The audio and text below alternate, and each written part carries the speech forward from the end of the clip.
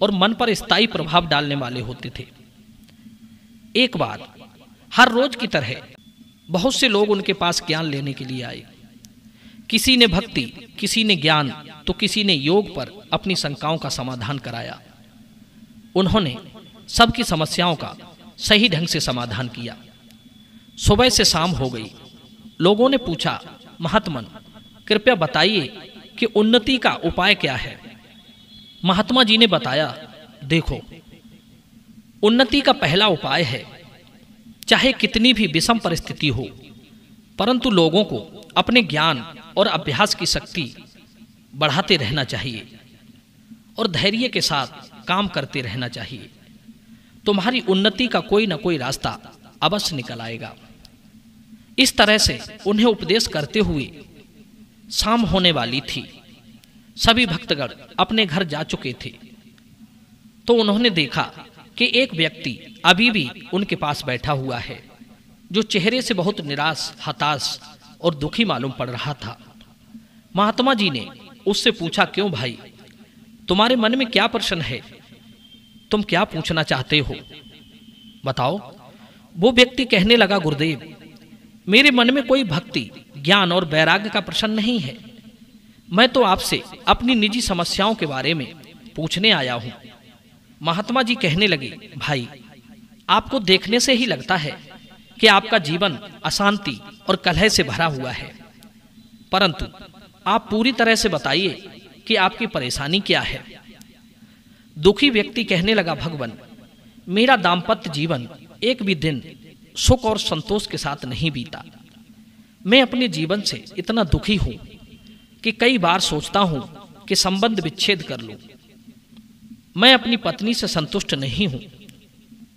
उसके और मेरे स्वभाव, रुचि, आदतों और बुद्धि में भारी असमानता है, जिसके कारण हम दोनों की जिंदगी में अनबन बनी रहती है। उसे सही से काम करना नहीं आता।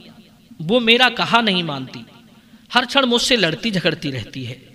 मैं ऐसा क्या करूं जो मेरा जीवन खुशहाल हो जाए। दुखी व्यक्ति की बात सुनकर महात्मा जी ने कहा, थोड़ी देर ठहरो, मैं तुम्हें अभी समझाता हूं। इतना कहकर महात्मा कबीर अपने घर के अंदर चले गए।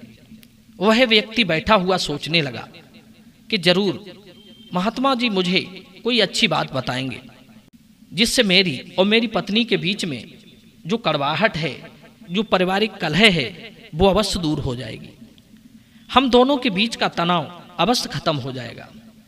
वो व्यक्ति यही सोच रहा था कि उसने देखा कि महात्मा जी घर के अंदर से सूत लेकर लौटे, क्योंकि वे सूत काटकर अपने जीवन का निर्वाह करते थे।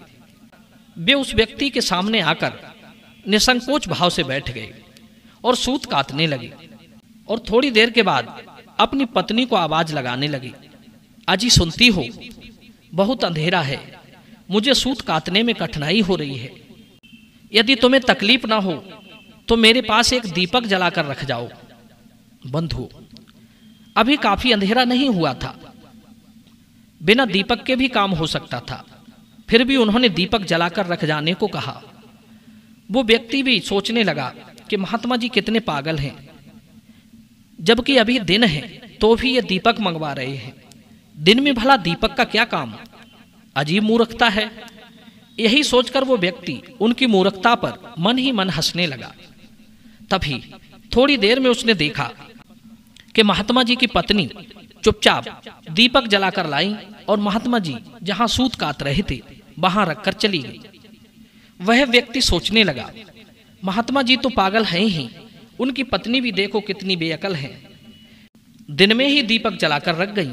उन्होंने एक बार भी महात्मा जी से यह सवाल नहीं किया कि अभी दिन है और दिन में दीपक का क्या काम। बंधुओं, फिर क्या हुआ? फिर उसने देखा कि उनकी पत्नी 2 गिलासों में दूध लेकर आई। एक गिलास महात्मा जी को दे दिया और एक गिलास उस व्यक्ति को दे दिया और कहा, दूध पियो। इतना कहकर वे घर में चली गई। वे दोनों दूध पीने लगे। फिर उसके बाद महात्मा जी की पत्नी फिर आई और उनसे पूछने लगी, अजी दूध में मीठा तो कम नहीं रह गया है? महात्मा जी कहने लगे, नहीं भाग्यवान, हमारे हिसाब से ठीक मीठा हुआ है।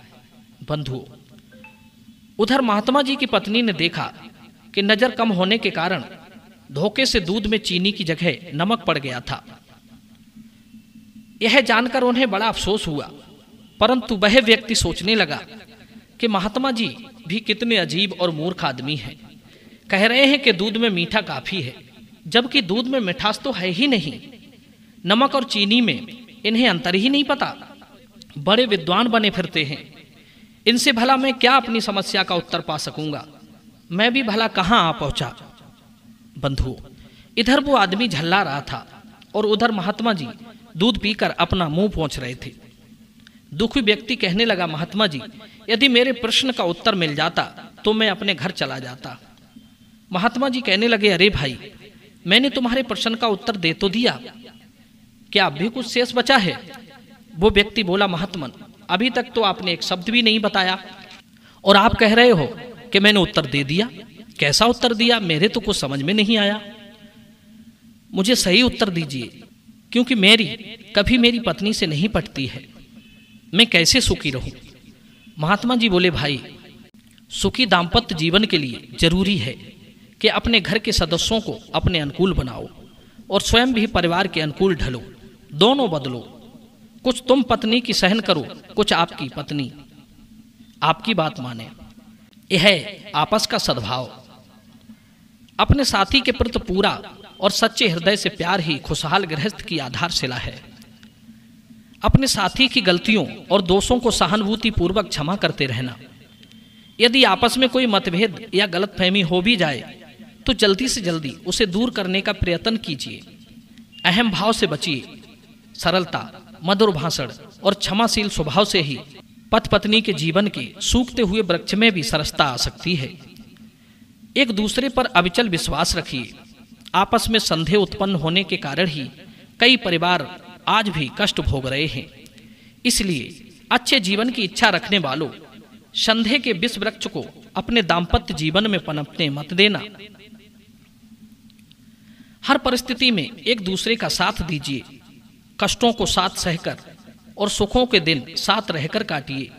बीमारी, पीड़ा, दुखी मानसिक स्थिति में एक दूसरे का पूरा पूरा साथ दीजिए। जितना हो सके एक दूसरे की आलोचना से बचिए। देखा जाए तो कमजोरी और दोष किसमें नहीं है? ऐसा कौन है जो सर्वगुण संपन्न हो? यदि आप परिवार में सुख और शांति चाहते हैं तो दूसरों में दोष ढूंढने की आदत आज ही त्याग दीजिए, क्योंकि सज्जनों, एक दूसरे में कमियां निकालने से कड़वाहट की भावना पैदा होती है। पति पत्नी आपस में ऐसा व्यवहार करें जिससे उनके आपसी भय और व्याकुलता की गंदी भावना नष्ट हो जाए। दोनों की आत्माओं की एकता बढ़े, आपसी विश्वास और दृढ़ता और उत्साह बना रहे। बंधुओं, और अंत में ये कुछ महत्वपूर्ण बातें हैं, इन्हें ठीक से याद कर लेना। पहली, खुश रहने के लिए त्याग की जरूरत होती है। दूसरी, नम्रता ऐसा गहना है जो सबको बस में कर लेती है। तीसरी, समस्या अकड़ से शुरू होती है और कुर्बानी पर खत्म होती है। चौथी, धरती पर भी स्वर्ग है मगर भोगता कोई कोई है। पांचवी, रोना जिंदगी का समाधान नहीं है, हर वजह का कारण होता है, वजह नहीं कारण को समझना चाहिए। छठवां, पति पत्नी का रिश्ता पवित्र है, सौदा नहीं। सातवां, कुछ बातों के साथ झगड़ा जुड़ा रहता है, जैसे निंदा, चुगली, शराबखोरी, परस्त्री, झूठ, आलस और किसी बात पर लंबे समय तक बहस करना। और आठवीं, मौन के वृक्ष पर शांति के फल लगते हैं। बंधुओं, इस वीडियो के बारे में आपके क्या विचार हैं? आप हमें कमेंट में अवश्य बताना। वीडियो यदि पसंद आया हो तो लाइक करना और मित्रों में शेयर करना और चैनल को सब्सक्राइब करना। अगली बार फिर हाजिर होंगे किसी नई वीडियो और नई ज्ञान चर्चा के साथ। आप सभी दर्शकों का बहुत बहुत धन्यवाद।